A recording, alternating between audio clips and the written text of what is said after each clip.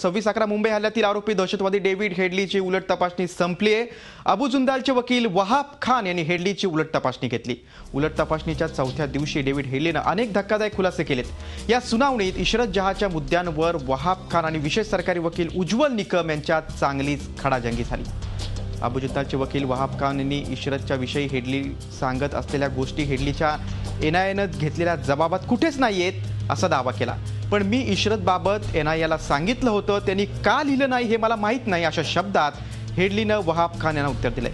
शिवाय केवळ 6 महिन्यातच बाळासाहेब ठाकरेंना धडा शिकू असं आश्वासन त्यानं दहशतवादी हाफिज सईदला दिलं होतं। आणि याच महत्त्वाच्या बातमी संदर्भात आपण अधिक चर्चा करूया आमचे प्रतिनिधी अजित मांढरे सोबत। अजित, आजच्या दिवसाचं वैशिष्ट्य म्हणजे वकील वहाब आणि सरकारी वकील उज्ज्वल निकम यांच्यात खडाजंगी झालेली आहे। जी सुनावणी सुरू झाली तेव्हाच न्यायाधीशांनी स्पष्ट केलं होतं की रिलेव्हंट प्रश्न जे असतील म्हणजे जे वहाब खान आहेत अबू जुंदालचे वकील त्यांना सांगितलं होतं की तुम्ही तुमच्या क्लायंटशी संबंधित प्रश्न विचारा, तुम्ही वेळ काढूपणा करू नका, आपल्याकडे वेळ कमी आहे। कारण का हा खटला फक्त इकडे चालू नाही तर हा खटला अमेरिकेत देखील चालू आहे, त्यांना देखील आपल्याकरता काही कॉम्प्रोमाइज करावं लागतं। त्यामुळे आजचा आपला शेवटचा दिवस असेल, दुपारी 2 वाजेपर्यंत तुम्हाला जास्तीत जास्त वेळ देईन मी, त्यामुळे तुम्ही तुमच्या जो क्लायंट आहे त्याच्या संदर्भातले प्रश्न विचारा। पण वहाब खान यांनी ते ऐकलं नव्हतं। वहाब खान यांनी वारंवार जो हेडली आहे त्याला परवेज मुशर्रफ जे पाकिस्तानचे पंतप्रधान होते त्यांना मारण्याचा प्लॅन होता का, डेन्मार्कमध्ये तुझा पुढे काय प्लॅन होता का, असे वेगवेगळे प्रश्न विचारत होते। न्यायालयाने वारंवार दर अर्ध्या तासाने किंवा 15 मिनिटांनी न्यायालय वहाब खान यांना सांगत होतं की तुम्ही मी सांगून सुद्धा तुम्ही जे रिलेव्हंट प्रश्न आहेत ते विचारत नाहीयेत। शेवटी साधारणपणे 11 वाजता न्यायालयाने रेकॉर्डवरती घेतलं। न्यायालयाने स्पष्टपणे सांगितलं की न्यायाधीश वारंवार विनंती करून देखील वहाब खान यांनी न्यायालयाची विनंती मान्य केली नाही, न्यायालयाचे आदेश मानले नाहीत आणि त्यामुळे रिलेव्हंट प्रश्न त्यांनी विचारले नाहीत। हे जे न्यायालय त्याला शोभून दिसत नाहीये। अशा पद्धतीची ऑर्डर देखील न्यायालयाने पास केली। म्हणजे सुरुवातीपासूनच वहाब खान यांना न्यायालय सांगते पण वहाब खान यांनी वेळकाढूपणा करत होते। यावेळी निकम यांनी सांगितलं की वहाब खान हे मुद्दामून कोर्टाची दिशाभूल करतायत आणि जे साक्षीदार आहेत, माफी साक्षीदार जो हेडली आहे त्याला कुठेतरी कन्फ्यूज करण्याचा प्रयत्न करतायत। ज्या गोष्टी स्टेटमेंटमध्ये आहेत त्या गोष्टी स्टेटमेंटमध्ये नाहीयेत असं सांगून ते वारंवार पूर्ण जो खटला त्यावर परिणाम टाकण्याचा प्रयत्न करतायत। त्यावरून अनेक वेळा वहाब खान आणि उज्ज्वल निकम यांचे डेविड हेडली की जैसे डिफेंस की क्रॉस एग्जामिनेशन की मांग ठुकराई गई, फिर उसके बाद हमने कोर्ट के सामने एक एप्लीकेशन दिया और कोर्ट के सामने कहा कि हमें 2 पॉइंट पे री एग्जामिन करना है।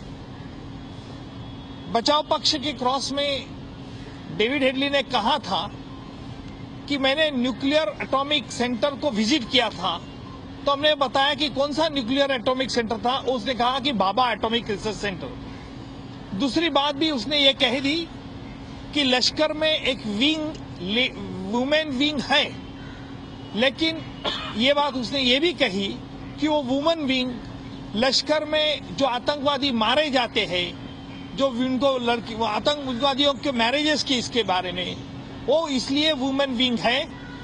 और उसने ये बात पहले भी बताई थी कि वहां सुसाइड बॉम्बर है क्या नहीं, उसके बारे में पर्सनल कोई जानकारी नहीं। आज की क्रॉस एग्जामिनेशन से जो वुमेन विंग के बारे में उसने क्लैरिफिकेशन दिया, उससे इशरत जहां के बारे में जो बताया था वो उसने मान लिया कि मैंने ये बात एनआईए को भी बताई थी और इस कोर्ट के सामने भी ये बात उन्हें वापस कही है। तो दूसरी बात उसने ये भी कही कि कई चीजें जिसने एनआईए के सामने नहीं बताई क्योंकि उसके बारे में उसे पूछताछ नहीं की गई, और कोर्ट में ज्यादा जो बातें बताई उसके बारे में उसे पूछताछ की है। इससे हमें लगता है कि हमारे और एनआईए के स्टेटमेंट में कोई कॉन्ट्रडिक्शन और इनकंसिस्टेंसी नहीं है। छोटी मोटी जो भी चीजें हैं उसको हम एक्सप्लेनेशन दे सकते हैं। डेविड हेडली की एग्जामिनेशन चीफ करीबन हमने 5 से 6 दिन ली थी। क्रॉस एग्जामिनेशन फिजुल वक्त खर्च करके 4 दिन उन्होंने क्रॉस 12 बजे तक आज खत्म कर दी और डेविड हेडली की पूरी गवाही इसमें आज खत्म हो गई। सर, पॉइंट आया परवेज मुशर्रफ के बारे में जो स्टेटमेंट में लिखा है एनआईए के, लेकिन हेडली ने बोला कि मैंने अबू जुंदाल दहशतवादी अबू जुंदालचे वकील वहाब खान यांनी हेडलीची जी उलट तपासणी घेतली त्यामध्ये हेडलीने काय उत्तरं दिली याची माहिती विशेष सरकारी वकील उज्ज्वल निकम देत होते आणि या संदर्भात आपण अधिक चर्चा करूया. आमचे प्रतिनिधी अजित मांढरे आपल्यासोबत आहेत. अजित, विशेष सरकारी वकील उज्ज्वल निकम यांनी काय घडलं, उलट तपासणीमध्ये हेडलीने काय सांगितलं याची थोडीफार माहिती दिलेली आहे. एकूणच खटल्याबाबत आता ही जी उलट तपासणीची प्रक्रिया आहे ही आता पूर्ण झाली आहे का? नक्कीच ही प्रक्रिया पूर्ण झालेली आहे. गेले 4 दिवस म्हणजे बुधवारपासून आजपर्यंत, आज दुपारी 12 पर्यंत वहाब खान हे डेव्हिड हेडलीची उलट तपासणी करत होते. त्यांनी जो जबाब दिला सरकारी वकिलांना त्या सर्व गोष्टींवर त्यांनी क्रॉस केली होती. पण मुळात जो प्रश्न होता की अबू जुंदालचे वकील होते वहाब खान, पण ती गोष्ट मात्र त्यांनी त्या ठिकाणी नमूद केली न्यायालयाने. म्हणजे एक मुद्दा असा आला न्यायालयामध्ये की वारंवार न्यायालयाने सांगून सुद्धा वहाब खान त्यांचे जे क्लायंट होते त्यांचे प्रश्न न विचारत दुसरे प्रश्न विचारायचे. त्यावेळी न्यायालयाने ही गोष्ट स्पष्ट केली की नेमके तुम्ही वकील कोणाचे आहात, तुम्ही जे हाफिज सईद आहात त्यांचे वकील आहात का, हे तुमचे संपूर्ण आजच्या क्रॉसवरून कळते. पण नंतर न्यायालयाने ही गोष्ट रेकॉर्डवरून काढून टाकलेली आहे. कारण का अशा गोष्टीमुळे खटल्यावर परिणाम होऊ शकतो किंवा जे त्यांच्या करिअरवरती परिणाम होऊ शकतो. पण न्यायालय या संपूर्ण गोष्टीवर पूर्णपणे संतापलं होतं की एवढा महत्त्वाचा खटला आहे, कमी वेळ आहे, जास्त मुद्दे आहेत असं असून सुद्धा देखील मेन मुद्द्यांवरती चर्चा करायला सोडून इतर मुद्द्यांवर चर्चा केली जाते. त्यामुळे नेमकं वहाब खान यांना काय म्हणायचं हे न्यायालयाने आज पूर्ण स्पष्ट केलं होतं. उलट तपासणी झाली 12 वाजेपर्यंत संपलेली आहे. डेव्हिड हेडलीने बरेचसे खुलासे केलेले आहेत. त्यात महत्त्वाचा खुलासा म्हणजे हाफिज सईद जो आहे त्याने डेव्हिड हेडलीला सांगितलं होतं की बाळासाहेब ठाकरे जे आहेत त्यांना मला धडा शिकवायचा आहे, तर त्या दृष्टीने तू तयारी कर, रेकी कर. त्यावेळी डेव्हिड हेडलीने त्यांना उत्तर दिलं होतं की तुम्ही आज मला सांगितलं इथून पुढे 6 महिन्यातच मी बाळासाहेब ठाकरेंना चांगला धडा शिकवेन, यांची संपूर्ण रेकी करीन. आणि त्याकरता डेव्हिड हेडली हा शिवसेना भवन इथे त्या ठिकाणी गेला होता. त्या ठिकाणी राजाराम लगेच त्याने ओळख वाढवली. एवढंच नाही तर डेव्हिड हेडली हा कलानगर ते मातोश्री जे आहे त्या ठिकाणी देखील गेला होता. मातोश्रीमध्ये त्याने आतमध्ये जाण्याचा प्रयत्न केला. तिकडचे गार्ड जे आहेत त्यांच्याशी ओळख वाढवण्याचा प्रयत्न केला. पण त्याला लक्षात आलं की मातोश्रीमध्ये आतमध्ये जाणं हे शक्य नाहीये. त्यामुळे बाहेरच्या बाहेर इन्फॉर्मेशन घेऊन काही व्हिडिओ शूट करून त्याने हाफिज सईदला पाठवले. हे संपूर्ण होत असताना दिल्लीमधल्या उपराष्ट्रपती भवन जे आहे त्याची देखील रेकी त्याने केल्याचं सांगितलं. त्याच पद्धतीने मुंबईमधील जे ज्यू नागरिक आहेत त्यांचं जे प्रार्थना स्थळ आहे त्या ठिकाणी देखील रेकी केली होती. त्या ठिकाणी त्यांना होस्टेज करून मोठा आत्मघाती हल्ला करण्याचा त्यांचा प्लॅन होता. म्हणजे अशा पद्धतीनं डेव्हिड हेडलीनं काही नवीन खुलासे केलेले आहेत. पण उलट तपासणी होती म्हणजे NIAने डेव्हिड हेडलीचं जे स्टेटमेंट घेतलेलं आहे ते पूर्णतः चुकीचं आहे. हेडलीने दिलेलं स्टेटमेंट आणि NIAचं स्टेटमेंट यामध्ये तफावत आहे. आणि पूर्णपणे हेडली जो हा डबल एजंट आहे त्यामुळे त्याची साक्ष ग्राह्य धरली जाऊ नये या अनेक मुद्द्यांवरती अबू जुंदालचे वकील जे आहेत वहाब खान यांनी न्यायालयाला पटवून देण्याचा प्रयत्न केला. पण ते संपूर्ण खटला जो आहे ते पूर्णपणे भरकटतायत. अशा पद्धतीने न्यायालयाने जे वहाब खान त्यांना झापलं आणि त्या दृष्टीने वहाब खानांना सक्त ताकीद दिली होती की तुम्ही तुमच्या क्लायंटची संदर्भात प्रश्न विचारा. पण ते झालं नाही.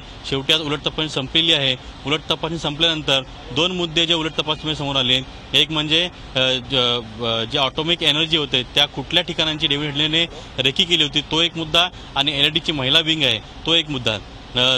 निकमाने आता सांगितलं त्यानुसार हे डेव्हिड हेडलीने BARCची रेकी केली होती. त्या ठिकाणी कशा पद्धतीने फंक्शनिंग चालतं, किती सिक्युरिटी आहे आणि कशा प्रकारे तिथे अटॅक केला जाऊ शकतो या गोष्टीची रेकी त्याने केली होती. आणि त्याच पद्धतीनं LIDची महिला विंग जी आहे त्यामध्ये कुठेही सुसाईड बॉम्बर नाही आहे. ही जी महिला विंग आहे ती जे मुस्लिम महिला आहेत, ज्या विधवा महिला असतील किंवा महिलांच्या शिक्षणाकरता ती काम करते, त्याचा कुठलाही असा आत्मघातकी वगैरे संबंध नव्हता. पण त्याचबरोबर हा देखील मुद्दा स्पष्ट झाला की इस्रात जहा जी होती ती LIDची ऑपरेटिव्ह होती, ती एक टेररिस्ट होती. हे आज पुन्हा हेडलीने त्याच्या साक्षीमध्ये सांगितलेलं आहे. मी वारंवार NIAने जेव्हा माझी उलट तपासणी केली तेव्हा माझं स्टेटमेंट रेकॉर्ड केलं त्यावेळी देखील मी सांगितलं होतं की हाफिज सईद असतील किंवा झकीर रेहमान लखवी असतील, त्याच पद्धतीनं मुझम्मिल भट जो आहे म्हणजे जो इशरतचा कमांडर होता त्याने कशा पद्धतीनं अबू आयमनची ओळख करून देताना सांगितलं की इशरत जहा हा संपूर्ण प्रोजेक्ट मी हँडल केला होता पण तो फेल झाला आणि कशा पद्धतीने इशरतचा संपूर्ण संबंध त्या संपूर्ण अक्षरधाम किंवा बाकी घटनेशी होता हे पुन्हा आज हेडलीने न्यायालयात सांगितलेलं आहे. त्यामुळे जे वादाचे मुद्दे आहेत ते पुन्हा आज हेडलीने घेतलेत. म्हणजे एकंदर जी उलट तपासणी झाली किंवा याआधी जो 5 दिवसांचा खटला चालला होता फेब्रुवारी महिन्यामध्ये, या संपूर्ण घटनेमध्ये या संपूर्ण 9 दिवसांच्या खटल्यामध्ये डेव्हिड हेडलीने महत्त्वाचे मुद्दे सांगितलेले आहेत आणि भरपूर मुद्द्यांवरती वाद देखील निर्माण झालेला आहे.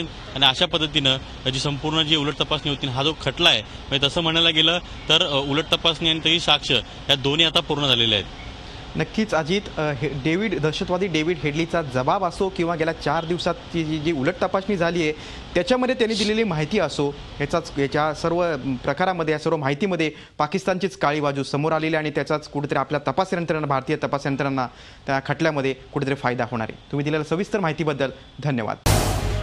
झी 24 तास रहा एक पाऊल पुढे.